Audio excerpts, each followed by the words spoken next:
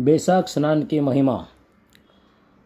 अम्बरीश बोले, मुनि श्रेष्ठ, आपने बड़ी अच्छी बात बताई, इसके लिए आपको धन्यवाद है। आप संपूर्ण लोकों पर अनुग्रह करने वाले हैं। आपने भगवान विष्णु के सगुण एवं निर्गुण ध्यान का वर्णन किया। अब आप भक्ति का लक्षण बतलाइए। साधुओं पर कृपा करने वाले महर्षि, मुझे यह समझाइए कि किस मनुष्य को कब, कहाँ, कैसी और किस प्रकार भक्ति करनी चाहिए। सूत जी कहते हैं, राजाओं में श्रेष्ठ महाराज अम्बरीश के ये वचन सुनकर देवर्षि नारद जी को बड़ी प्रसन्नता हुई। वे उनसे बोले, राजन सुनो, भगवान की भक्ति समस्त पापों का नाश करने वाली है। मैं तुमसे उस भक्ति का भली भांति वर्णन करता हूँ। भक्ति अनेकों प्रकार की बताई गई है। मानसी, वाचिकी, कायिकी, लौकिकी, वैदिकी तथा आध्यात्मिकी। ध्यान, धारणा, बुद्धि तथा वेदार्थ के चिंतन द्वारा जो विष्णु को प्रसन्न करने वाली भक्ति की जाती है उसे मानसी भक्ति कहते हैं। दिन रात अविश्रांत भाव से वेद मंत्रों से उच्चारण, जप तथा आरण्यक आदि के पाठ द्वारा जो भगवान की प्रसन्नता का संपादन किया जाता है उसका नाम वाचिकी भक्ति है। व्रत, उपवास और नियमों के पालन तथा पांचों इंद्रियों के संयम द्वारा की जाने वाली आराधना शरीर से साध्य होने के कारण कायिकी भक्ति कही जाती है। यह सब प्रकार की सिद्धियों का संपादन करने वाली है। पाद्य, अर्घ आदि उपचार, नृत्य, वाद्य, गीत, जागरण तथा पूजन आदि के द्वारा जो भगवान की सेवा की जाती है उसे लौकिकी भक्ति कहते हैं। ऋग्वेद, यजुर्वेद और सामवेद के जप संहिताओं के अध्ययन आदि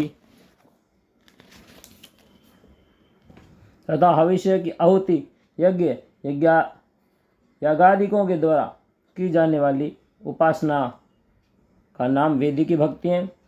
विज्ञ पुरुषों ने अमावस्या, पूर्णिमा तथा विषुव, तुला और मेष की संक्रांति आदि के दिन जो याग करने का आदेश दिया है वह वैदिकी भक्ति का साधक है।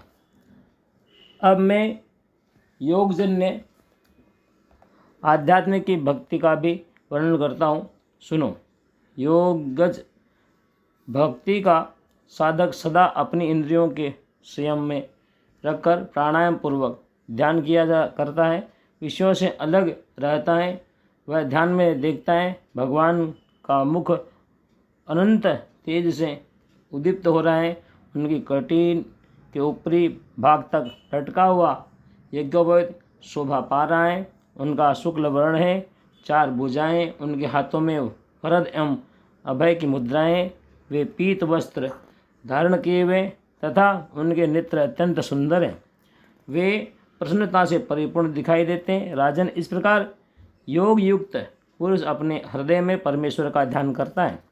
जैसे प्रज्वलित अग्नि काष्ठ को भस्म कर डालती है, उसी प्रकार भगवान की भक्ति मनुष्य के पापों को तत्काल दग्ध कर देती है। भगवान श्री विष्णु की भक्ति साक्षात सुधा का रस है, संपूर्ण रसों का एकमात्र सार है। इस पृथ्वी पर मनुष्य जब तक उस भक्ति का श्रवण नहीं करता, उसका आश्रय नहीं लेता, तभी तक उसे सैकड़ों बार जन्म, मृत्यु और जरा के आघात से होने वाले नाना प्रकार के देख दुख प्राप्त होते हैं। यदि महान प्रभावशाली भगवान अनंत का कीर्तन और स्मरण किया जाए तो वे समस्त पापों का नाश कर देते हैं। ठीक उसी तरह जैसे वायु मेघ का तथा सूर्यदेव अंधकार का विनाश कर डालते हैं। राजन, देव पूजा, यज्ञ, तीर्थ स्थान, व्रतानुष्ठान, तपस्या और नाना प्रकार के कर्मों से भी अंतःकरण की वैसी शुद्धि नहीं होती जैसे भगवान अनंत का ध्यान करने से होती। नरनाथ, जिनमें पवित्र यश वाले तथा अपने भक्तों को भक्ति प्रदान करने वाले विशुद्ध स्वरूप भगवान श्री विष्णु का कीर्तन होता है, वे ही कथाएं शुद्ध हैं तथा वे ही यथार्थ, वे ही लाभ पहुंचाने वाली और वे ही हरि भक्तों के कहने सुनने योग्य होती हैं। भूमंडल के राज्य का भार संभालने वाले धीर चित्त महाराज अम्बरीश तुम धन्य हो, क्योंकि तुम्हारा हृदय पुरुषोत्तम के ध्यान में एक तान हो रहा है तथा सौभाग्य लक्ष्मी सुशोभित होने वाली तुम्हारी नैष्ठिक बुद्धि श्री कृष्णचंद्र की पुण्यमयी लीलाओं के श्रवण में प्रवृत्त हो रही है। भूपते, भक्तों को वरदान देने वाले अविनाशी भगवान श्री विष्णु की भक्तिपूर्वक आराधना के बिना अहंकार वश अपने को ही बड़ा मानने वाले पुरुष का कल्याण कैसे होगा। भगवान माया के जन्मदाता हैं, उन पर माया का प्रभाव नहीं पड़ता। साधु पुरुष उन्हें भक्ति के द्वारा ही प्राप्त करते हैं। इस बात को तुम भी जानते हो। राजन, धर्म का कोई भी तत्व ऐसा नहीं है जो तुम्हें ज्ञात न हो। फिर भी जिनके चरण ही तीर्थ हैं, उन भगवान की चर्चा का प्रसंग उठाकर जो तुम उनकी सरस कथा को मुझसे विस्तार के साथ पूछ रहे हो, उसमें बड़ी कारण है कि तुम वैष्णवों का गौरव बढ़ाना चाहते हो।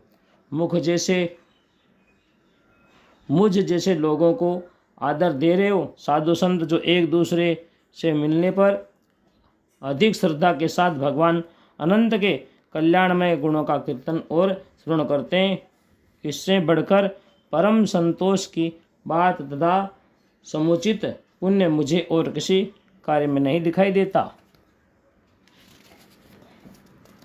ब्राह्मण, गो, सत्य, श्रद्धा, यज्ञ, तपस्या, श्रुति, स्मृति, दया, दीक्षा और संतोष, ये सब श्रीहरि के स्वरूप हैं। सूर्य, चंद्रमा, वायु, पृथ्वी, जल, आकाश, दिशाएं, ब्रह्मा, विष्णु, रुद्र तथा संपूर्ण प्राणी उस परमेश्वर के ही स्वरूप हैं।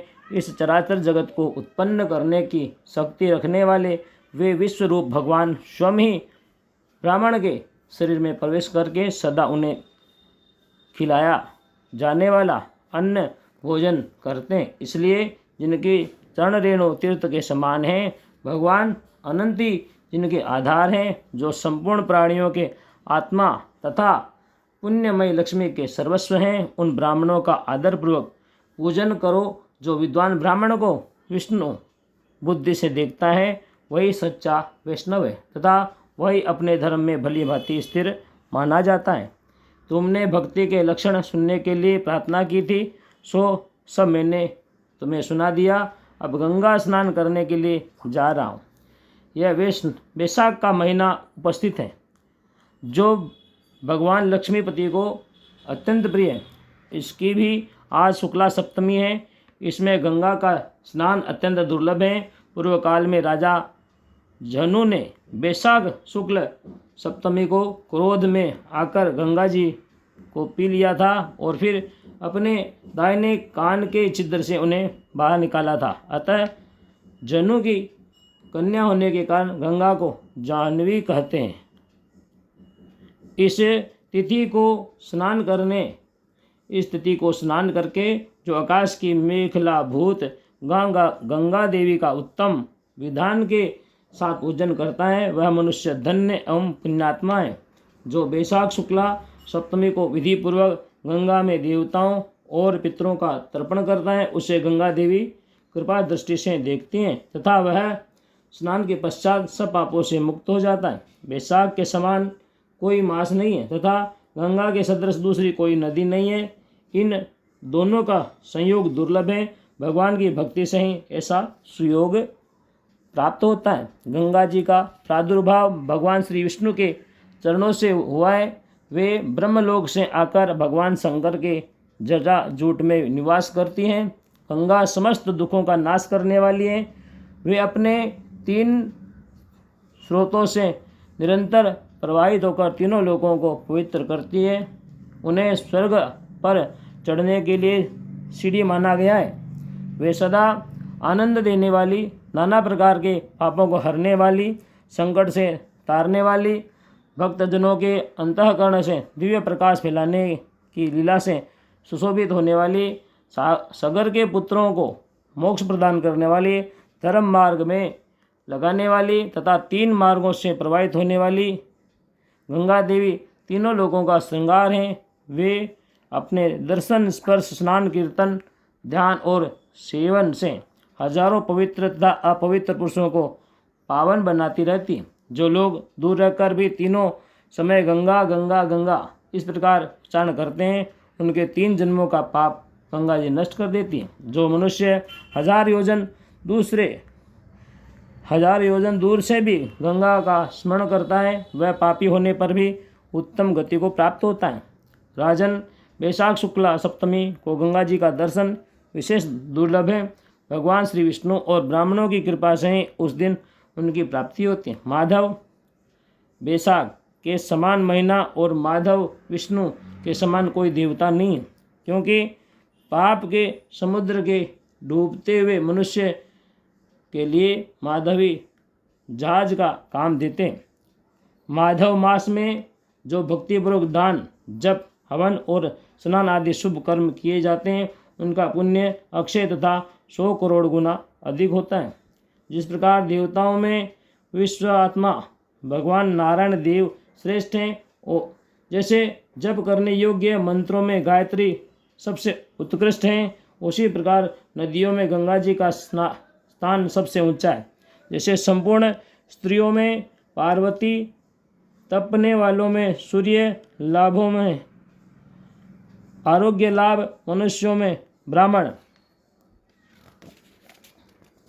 पुण्यों में परोपकार, विद्याओं में वेद, मंत्रों में प्रणव, ध्यानों में आत्मचिंतन, तपस्याओं में सत्य और स्वधर्म पालन, शुद्धियों में आत्मशुद्धि, दानों में अभय दान तथा गुणों में लोभ का त्याग ही सबसे प्रधान माना गया है।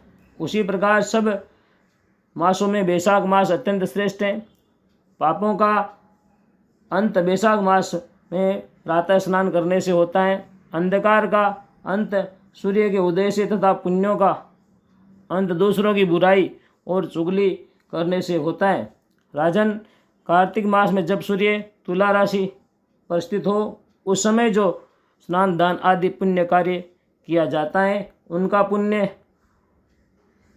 प्रार्थ गुना अधिक होता है। माघ मास में जब मकर राशि पर सूर्य हो, तो कार्तिक की अपेक्षा भी 1000 गुना उत्तम फल होता है। और वैशाख मास में मेष की संक्रांति होने पर माघ से भी 100 गुना अधिक पुण्य होता है। वे ही मनुष्य पुण्यात्मा और धन्य है जो वैशाख मास में प्रातःकाल स्नान करके विधि विधान से भगवान लक्ष्मीपति की पूजा करते हैं। वैशाख मास में सवेरे का स्नान, यज्ञ, दान, उपवास, हविष्य, भक्षण एवं ब्रह्मचर्य का पालन, ये महान पातकों का नाश करने वाले हैं। राजन, कलयुग में वैशाख की महिमा गुप्त नहीं रहने पाएगी, क्योंकि उस समय वैशाख स्नान का महात्म्य अश्वमेघ यज्ञ के अनुष्ठान से भी बढ़कर है। कलयुग में परम पावन अश्वमेघ यज्ञ का अनुष्ठान नहीं हो सकता। उस समय वैशाख मास का स्नान ही अश्वमेघ यज्ञ के समान विहित है। कलयुग के अधिकांश मनुष्य पापी होंगे, उनकी बुद्धि पापों में ही आसक्त होगी, अतः वे अश्वमेघ के पुण्य को, जो स्वर्ग और मोक्ष रूप फल प्रदान करने वाला है, नहीं जान सकेंगे। उस समय के लोग अपने पापों के कारण नरक में पड़ेंगे। अतएव कलयुग के लिए अश्वमेघ यज्ञ का प्रचार कम कर दिया गया और उसके स्थान पर वैशाख मास के स्नान का विधान किया गया है। बोले लक्ष्मी नारायण भगवान की जय।